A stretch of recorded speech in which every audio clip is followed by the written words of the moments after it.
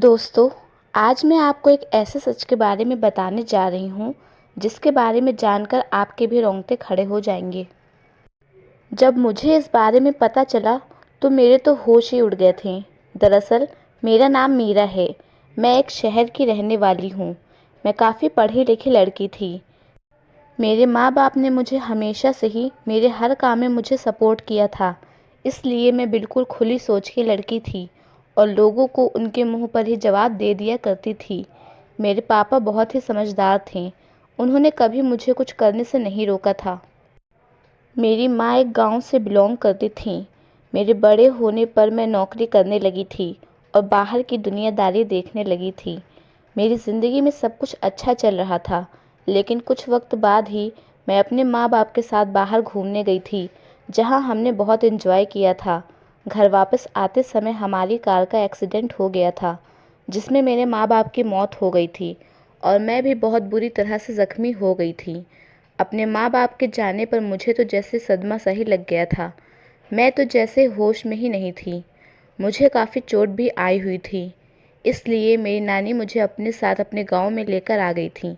मेरी नानी मेरी वहीं देखभाल करने लगी थी। मुझे ठीक होने के लिए अभी वक्त चाहिए था, क्योंकि मेरे घाव काफ़ी गहरे थे और मैं शारीरिक और मानसिक दोनों तरह से परेशान थी। वहाँ मेरी नानी ही मेरा ध्यान रखती थी। मेरे ननिहाल में मेरे मामी मामा और मेरी नानी थे। मेरी मामी काफ़ी शांत स्वभाव की थीं और बहुत ही संस्कारी थीं। उन्होंने आज तक घर में कोई भी लड़ाई झगड़ा नहीं किया था। उन्हें देखकर मुझे बहुत अच्छा लगता था। मेरी मामी के साथ बहुत कम समय में ही गहरी दोस्ती भी हो गई थी। मुझे उनके साथ कभी भी मामी जैसा फील नहीं होता था। लेकिन मेरी नानी और मेरी मामी के बीच कुछ ठीक नहीं चल रहा था। मेरी नानी हमेशा मेरी मामी से उखड़ी उखड़ी रहती थीं। मुझे ये बात बिल्कुल भी समझ नहीं आती थी, क्योंकि मेरी मामी तो काफ़ी सीधी थीं और वो तो लड़ाई झगड़ा भी नहीं करती थीं।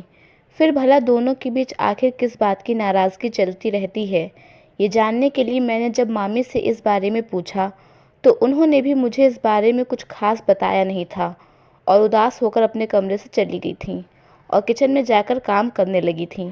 मुझे लगा शायद मैं इस बारे में ज़्यादा सोच रही हूँ। ये मामी और मेरी नानी के बीच की बात है, इसलिए मुझे इस मामले में ज़्यादा नहीं बोलना चाहिए। इसलिए मैंने उस बात को वहीं पर ख़त्म कर दिया था। कुछ दिन बाद मैं सुबह जब सो रही थी तो मुझे मेरी नानी के चिल्लाने की आवाज़ आने लगी। नानी की आवाज़ मेरे कान तक जैसे ही आई, मैं हड़बड़ा के उठ गई थी और घर के हॉल में पहुंच गई थी। मेरी नानी मेरी मामी पर गुस्सा कर रही थी कि तुमसे कुछ नहीं होगा, तुम मेरे घर को एक संतान का सुख भी नहीं दे सकती। मेरी मामी ज़ोर ज़ोर से रोने लगी थी। मैं ये सब सुनकर काफ़ी हैरान थी कि नानी की सोच आज भी वही है। भला संतान ना होने के पीछे मामी की क्या गलती है। मेरी मामी उदास चेहरे के साथ अपने कमरे में चली गई थी। मैं नानी से कहने लगी थी कि भला उसमें मामी की क्या गलती है, आप मामी से इतना नाराज़ क्यों रहती हैं। तो नानी उल्टा मुझे ही डांटने लगी थी। वो मुझसे कहने लगी कि तू अभी छोटी है, तुम्हें अभी इन सब बातों की समझ नहीं है, इसलिए तुम बीच में मत बोलो। उनकी बात सुनकर मैं कहने लगी कि नानी मेरी उम्र अभी शायद छोटी है, लेकिन सही गलत की समझ तो मुझ में भी है। ये सुनकर नानी मुझसे कहने लगी कि बेटा, दुनियादारी की समझ अभी तुम में नहीं है। ये दुनिया सही गलत से नहीं चलती है। अगर तुम्हारी मामी इस घर को संतान नहीं देंगी तो भला इस घर का नाम आगे कौन ले जाएगा। मुझे भी तो अपना वंश बढ़ाना है और इस परिवार की अगली पीढ़ी तो तुम्हारी मामी के बच्चे ही होंगे ना। तुम इस समाज को नहीं जानती अभी। यहाँ लोग छोटी से छोटी बात को भी बड़ा बना लेते हैं। मैं उम्र और तजुर्बे में तुमसे कहीं ज़्यादा बड़ी हूँ, इसलिए मैं चाहती हूँ कि तुम्हारी मामी को संतान की प्राप्ति हो और मैं भी अपनी आंखों के सामने पोता पोती का सुख प्राप्त कर सकूं। नानी की इन सब बातों को सुनकर न जाने क्यों मैं उनके सामने कुछ बोल नहीं पाई थी और चुपचाप से मामी के कमरे में चली गई थी। मामी काफ़ी उदास मन से बिस्तर पर लेटी हुई थी। मेरी मामी ज़्यादा पढ़ी लिखी तो नहीं थी और एक साधारण से परिवार से ही थी, क्योंकि मेरी मामी काफ़ी गरीब घर से थी। इसलिए नानी उन्हें कभी कभी इस बात का ताना भी दे दिया करती थी। मैं मामी के पास बैठकर उनका हौसला बढ़ाने लगी थी और उन्हें समझाने लगी थी कि वो नानी की बात को दिल से ना लगाएं। वो थोड़े पुराने ख्यालात की हैं। इसलिए वो ऐसी बातें बोल देती हैं। मेरी मामी मुझसे कहने लगी कि मेरी शादी को तो 5 साल हो गए हैं, लेकिन फिर भी मुझे अभी तक माँ बनने की खुशखबरी नहीं मिली।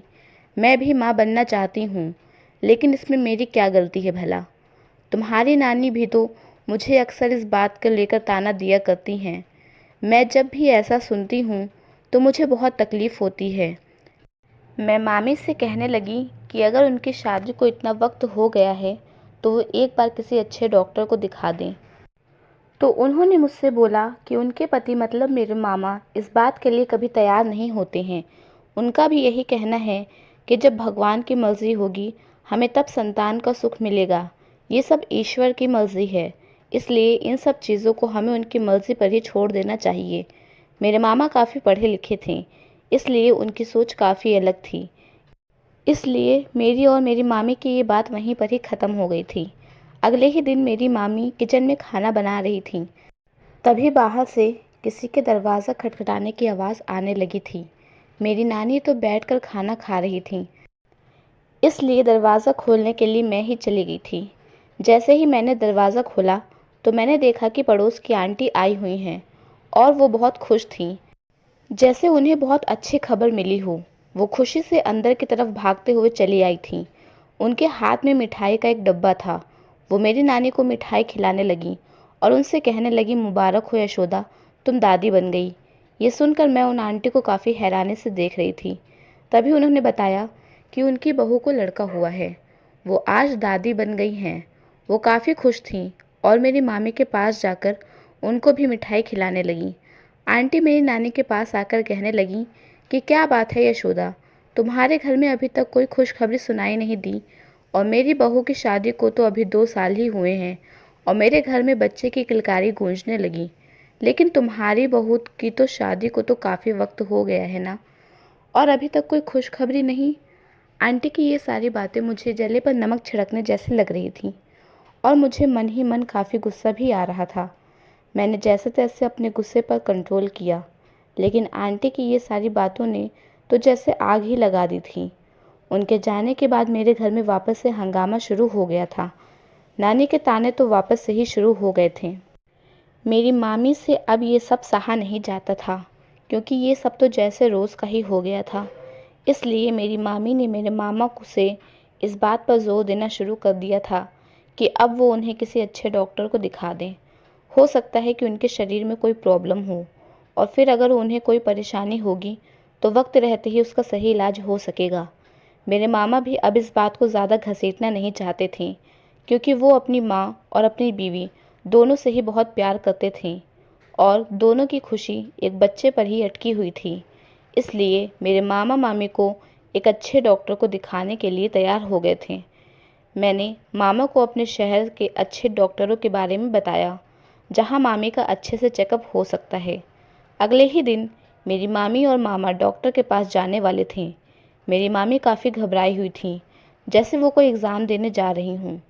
मैंने मामी को समझाते हुए कहा कि घबराने की कोई ज़रूरत नहीं है, अच्छे मन से जाइए, सब अच्छा ही अच्छा होगा। मेरी नानी को भी लग रहा था कि शायद अब उन्हें जल्द ही कोई अच्छी खबर सुनने को मिलेगी, क्योंकि अब शायद मामी का सही इलाज हो सकेगा। शाम होते ही मामी और मामा घर आ गए थे। मेरी नानी भी दोनों का बहुत बेसब्री से इंतज़ार कर रही थी। उनके आते ही नानी मामी से जल्दी जल्दी सवाल करने लगी थी कि क्या हुआ, क्या बताया डॉक्टर ने, अब तो उन्हें पोता पोती की खबर सुनने को मिलेगी। डॉक्टर ने क्या दिक्कतें बताईं। नानी तो जैसे बिना सांस लिए ही जल्दी जल्दी सवाल करने लगी थी। मैंने नानी को बैठाया और उनसे बोला कि मामी को बैठने तो दो, दोनों को चैन की सांस तो ले लेने दो, फिर एक एक करके अपने सारे सवालों के जवाब सुन लेना। मैंने मामी और मामा को पानी दिया और फिर उनसे पूछा कि क्या हुआ, क्या बताया डॉक्टर ने। मामी का चेहरा तो जैसे उतरा उतरा सा लग रहा था, इसलिए मैंने मामा से ही पूछ लिया था। तब उन्होंने बताया कि मामी को कोई ऐसी दिक्कत है ही नहीं, सारी रिपोर्ट्स बिल्कुल नॉर्मल हैं, उन्हें किसी तरह की कोई परेशानी नहीं है। ये सुनकर मैं और नानी काफ़ी हैरान थे, क्योंकि मामी को तो कोई दिक्कत नहीं थी। इसलिए मैंने नानी से बोला कि आप फर्जी ही मामी को दोष देती रहती हैं, उन्हें तो किसी तरह की कोई दिक्कत ही नहीं है। मामा नानी की काफ़ी इज्जत करते थे, लेकिन रोज़ का ये सब सुनकर वो भी परेशान थे और उन्होंने भी नानी से कह दिया था कि अब हमें सब कुछ भगवान पर ही छोड़ देना चाहिए, क्योंकि अगर उनकी ज़िंदगी में पिता बनना लिखा होगा तो उसके लिए किसी डॉक्टर की ज़रूरत नहीं पड़ेगी, सब भगवान की मर्ज़ी से ही होगा। ये सब सुनकर नानी गुस्से में अपने कमरे में चली गई थीं और मामी मामा भी अपने कमरे में चले गए थे। मैं भी अपने कमरे में चली गई थी। अब मेरे घाव भी काफ़ी हद तक भर चुके थे और मेरी सेहत में सुधार आने शुरू हो गए थे, लेकिन मेरी नानी के मन में अभी भी संतान वाली बात गई नहीं थी। मेरी नानी अभी भी बस यही सोच रही थी कि कब उन्हें दादी बनने की खुशखबरी मिलेगी। मेरी नानी एक दिन मंदिर गई हुई थी, तभी उन्हें वहाँ हमारे पड़ोस की आंटी मिल गई थी। वो दोनों ही आपस में बातें करने लगी थीं। तभी मेरी नानी के उदास चेहरे को देखकर आंटी ने उनसे उनकी उदासी का कारण पूछा। तब नानी ने उन्हें सब सच बताते हुए कहा कि उनकी बहू को बच्चा नहीं हो रहा है, जिसकी वजह से वो काफ़ी परेशान हैं। इसलिए उनके परेशानी को सुनकर आंटी ने उन्हें गांव के फेमस कुएं के बारे में बताया। दरअसल हमारे गांव में कुआं था जिसमें औरत के डुबकी लगाते ही वो प्रेग्नेंट हो जाती थी। सभी लोग का उस कुएं के प्रति बहुत विश्वास था, क्योंकि जो भी औरत उसमें डुबकी लगाती थी उसके कुछ दिन बाद ही वो प्रेग्नेंट हो जाती थी। मेरी नानी ने मामी से इस कुएं के बारे में बताया, जिसे सुनकर मामी काफ़ी हैरान थी। मैं और मेरे मामा इस बात पर यकीन नहीं करते थे, क्योंकि मैं काफ़ी पढ़ी लिखी थी, इसलिए इन सब बातों पर मेरा विश्वास नहीं था। लेकिन मेरी मामी भी अब माँ बनना चाहती थीं और नानी के रोज़ रोज़ के ताने से छुटकारा पाना चाहती थीं। इसलिए मेरी मामी उनके साथ जाने के लिए तैयार हो गई थी। लेकिन मेरे मामा इस बात के लिए बिल्कुल भी तैयार नहीं थे और ना ही मैं। लेकिन मेरी नानी की ज़िद के आगे हम दोनों को ही झुकना पड़ा था। मेरी नानी मेरी मामी को अपने साथ लेकर चली गई थी। मैं बेसब्री से उनके आने का इंतज़ार कर रही थी। जैसे ही मेरी मामी वापस घर आई, मैं भागकर उनके पास चली गई थी और मामी से पूछने लगी कि उनका क्या एक्सपीरियंस रहा। लेकिन मेरी मामी ने मुझे उस बारे में कुछ भी नहीं बताया और अपने कमरे में चली गई थी। मुझे तो विश्वास था कि ये सारी बातें सिर्फ कहने की ही हैं। नानी ने तो बस मामी का समय ही बेकार कर दिया। अगले कुछ दिन बाद मेरी मामी किचन में काम कर रही थी और काम करते करते मेरी मामी बेहोश हो गई थी। मैं और नानी भागकर उन्हें उठाने गए और मैंने जल्दी से घबराकर मामा को भी फ़ोन कर दिया था। मुझे लगा कि इतनी ज़्यादा गर्मी है, इसलिए गर्मी से मामी बेहोश हो गई हैं। लेकिन मेरी नानी तो जैसे बहुत खुश हो रही थी। मामी के होश में आने पर वो खुशी से कहने लगी, बधाई हो, तुम माँ बनने वाली हो। मैं नानी पर गुस्सा करने लगी थी कि आप ये सब क्या बोल रही हैं। मामी के बेहोश होने का ये मतलब तो नहीं है ना कि वो माँ बनने वाली हैं। झूठी खुशी मनाने का कोई फ़ायदा नहीं है। उतने में ही मेरे मामा भी वहाँ आ गए थे और वो भी नानी की इस बात पर उन पर गुस्सा करने लगे थे कि ये सब फालतू की बात है, ऐसा कुछ भी नहीं है। तब मेरी नानी कहने लगी कि अगर तुम सबको मेरी बात पर यकीन नहीं है तो जाओ और डॉक्टर को दिखा दो। मेरे मामा डॉक्टर को दिखाने के लिए मामी के पास जाने ही वाले थे। तभी मैंने उनसे बोला कि मामी की तबीयत ज़्यादा ख़राब लग रही है, आप डॉक्टर को ही घर पर बुला लो। तब मामा ने डॉक्टर को ही घर पर बुला लिया था। जब डॉक्टर ने मामी का चेकअप किया तो डॉक्टर ने मुस्कुराते हुए बोला कि बधाई हो, आप माँ बनने वाली हैं। ये सुनकर तो मुझे अपने कानों पर यकीन ही नहीं हो रहा था और मैं हैरानी से मामी की ओर देख रही थी। मेरी नानी और मामी खुशी के मारे फूले ही नहीं समा रहे थे। तब मेरी नानी मुझसे और मेरे मामा से कहने लगी कि देख लिया तुम लोगों ने उस जादुई कुएं का कमाल।